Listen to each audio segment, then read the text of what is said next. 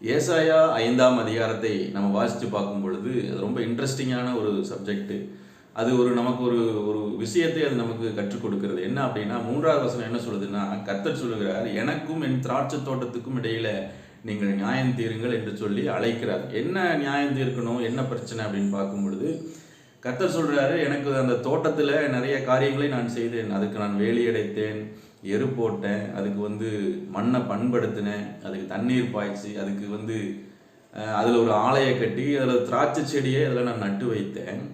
ஆனால் அந்த திராட்சை தோட்டத்தில் அந்த இத்தனை பண்படுத்தி அத்தனை பண்ணி அதில் ஒரு திராட்சை செடியை நட்டு வச்சா அதில் என்ன ஆச்சு அப்படின்னா அது கசப்பான பழங்களை தந்தது. 4வது வசனம் பாருங்க, அதில் கசப்பான பழங்களை தந்தது என்ன, நான் நல்ல பழங்கள் தரும்னு நினச்சிட்டு இருந்தேனே அப்படின்னு சொல்லி ஒரு வழக்காடுவோம் அப்படின்னு சொல்லி கூப்பிடுறாரு.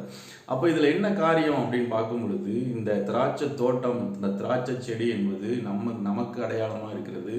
அதே நேரத்தில் இந்த கசப்பான பழங்கள் என்பது நம்முடைய சாட்சி இல்லாத வாழ்க்கையை குறித்து இங்கே சொல்லப்பட்டிருக்கிறது. அப்போ கர்த்தருடைய பிள்ளைகள், அங்கே நேசருக்கு ஒரு தோட்டம் என்று தான் அங்கே இருக்குது. அப்போ கர்த்தருடைய பிள்ளைகள் ஒரு சாட்சியுள்ள ஜீவியம் இந்த பூமியில் வாழ வேண்டியது மிக மிக அவசியமான ஒரு காரியம். அதை கர்த்தர் மிகவும் விரும்புகிற ஒரு காரியமாக இருக்குது. இங்கே இந்த சாட்சி இல்லாத வாழ்க்கை, நம்முடைய கிரியைகள், நம்முடைய செயல்கள், நம்முடைய பேச்சு, நம்முடைய நடவடிக்கைகளை பார்க்கும்போது இவன் ஒரு கிறிஸ்தவனா, இவன் ஆலயத்துக்கு போகிறவனா அப்படின்னு சொல்லி மற்றவர்கள் சொல்வார்களே ஆகில் அது ஒரு சாட்சி இல்லாத வாழ்க்கை. அங்கே கர்த்தருடைய நாமம் தூஷிக்கப்படுகிறது. அப்போ மற்ற உலகத்தார், கர்த்தரை அறியாத ஜனங்கள் என்னென்னலாம் செய்கிறார்களோ அதையே நம்மளும் செய்தோம்னா அது ஒரு சாட்சி இல்லாத வாழ்க்கையாக அது மாறிவிடுகிறது. கர்த்தருக்கு அங்கே கர்த்தருடைய நாமம் தூஷிக்கப்படுகிறது. அப்போ தான் இந்த இடத்துல கசப்பான பழங்கள் என்பது அதுதான்.